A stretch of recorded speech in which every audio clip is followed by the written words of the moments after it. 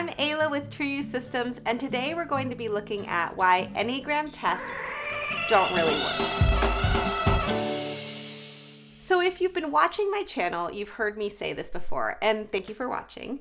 And that is that the Enneagram is all about internal motivations. And unfortunately, the tests are not about internal motivations. The tests tend to really focus on behaviors, and behaviors are related to internal motivations, but sometimes they are behaviors that anybody can do, and it's not really tapping into why someone would be doing it, which is really what the Enneagram is all about. So, for example, a test might have something like this, or something similar to it, something about working hard. And this kind of question is geared towards finding ones and often finding threes. But other types may answer yes to this, and it's going to be for different reasons than what the test is getting at. A 1 is going to answer yes to something like that because they're very thorough and they're thinking about working thoroughly and making sure to not make any mistakes. So of course I work hard. I'm always working hard and I'm doing it the way that it should be done. But that's different than how a 3 might answer, do I work hard? I work hard. Yes, I work hard all the time. I'm always working. I'm always looking towards the next goal and making sure that I'm doing my best doing it and getting to all of the things that need to be achieved. That's generally what it's looking at. But it's also going to be speaking to people like 8s. They're going to look at this and think, yeah, I work hard. I'm the only person who works hard around here. Everyone else is around and not getting anything done, and I'm the only one doing it. Or 6s might even read that and think, yeah, I work hard. I'm the only one making sure that this boat isn't about to sink, that the company isn't going to go under, and then all the worst case scenarios are going to happen.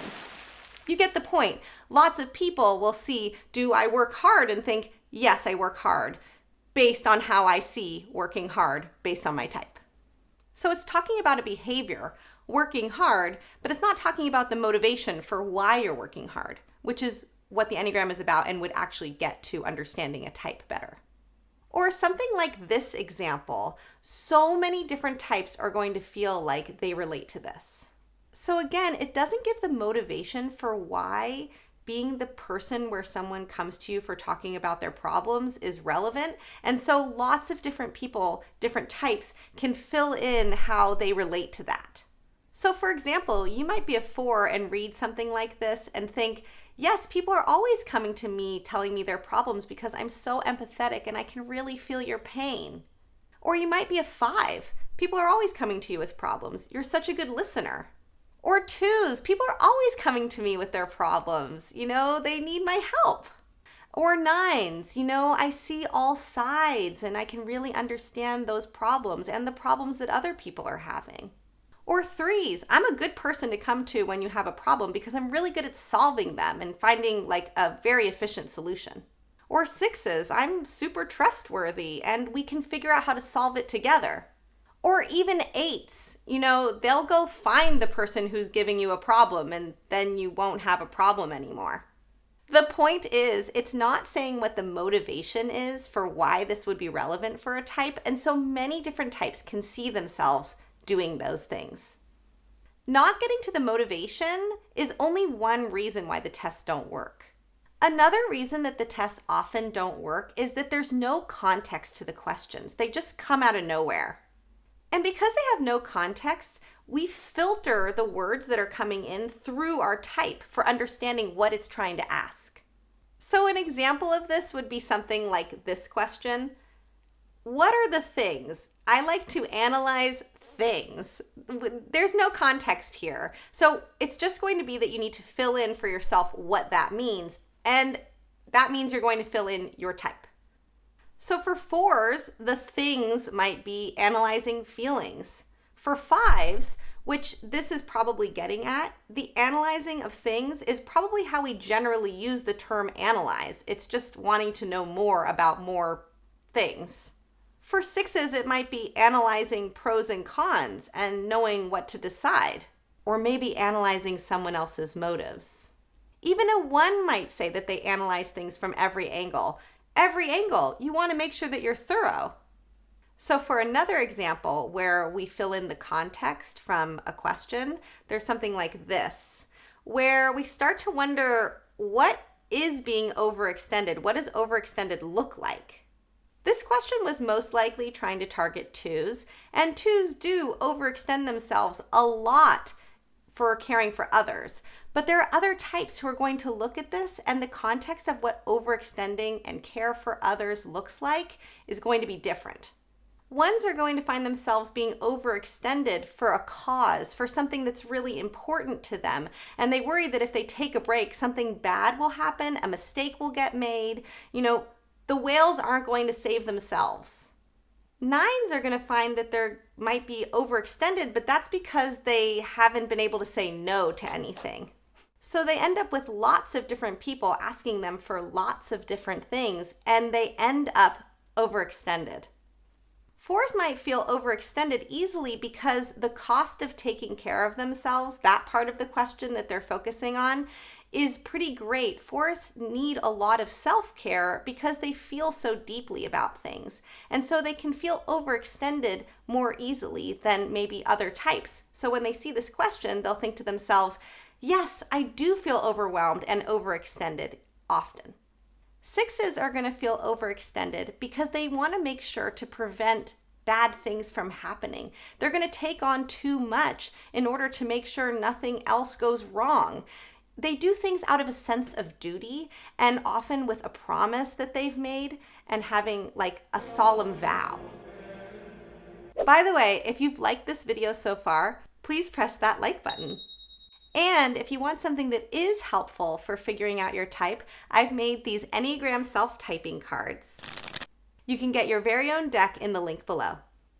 So another reason that the tests sometimes don't get things right is that it might have a question that you answer and you do relate to, but it's not that important to you. It's not core to who you are. Like these sorts of questions. They might be true, but are they deeply relevant to who you are? So questions like these are probably focusing on fours because fours are attached to, and it's important for them to be seen as different and special. And they often feel like they don't fit in and they are unusual. It's really core to their identity and to figuring out the type. But types like fives are also unusual and often don't fit in. I mean, how many people are really into 12th century metallurgy and vintage sewing machines? So while it's true that fives often are unusual and don't fit in necessarily, it's not that important to them. So for another example of this, we have a question like this. And you can see that lots of people will have it be true that they do want people to like them. Most people want people to like them. So they'd answer this question and say yes. But this question is probably trying to get at twos, where it's really central to the type for people to like them. Twos are going to do anything to make people like them. Anything. They're going to make sure that they die trying, making sure that you like them. It's not just true, I like people to like me, it's central to their type. So some of you might be thinking, well, at some point, the test is going to narrow down and find out which type is yours. Even if you maybe answered ones for other types that didn't really connect, at some point, it's going to be able to funnel it into one type that is yours, right? But that may not have been, for all the reasons that we talked about before, that may not be the one that's really yours. But since at the end they're giving you a type to read, it feels like this is things that I do relate to. It might be part of your personality structure, like for instance in your tri-type, and may not be your main dominant type. But since there's things about it that you relate to, you read it and think, oh yeah, this is like me. But maybe if you had seen the other type that is more core to who you are, you'd be like, oh, this is me. The test at the end doesn't help you to understand the system more, to have read through all of the different types and their motivations and being able to see, oh wow, does that really affect me? Is that really the one that I connect with most? And that's really what the Enneagram is about. So if the tests don't really work, what should you do? I recommend watching my videos, but also watching other videos and reading more about the system as a whole.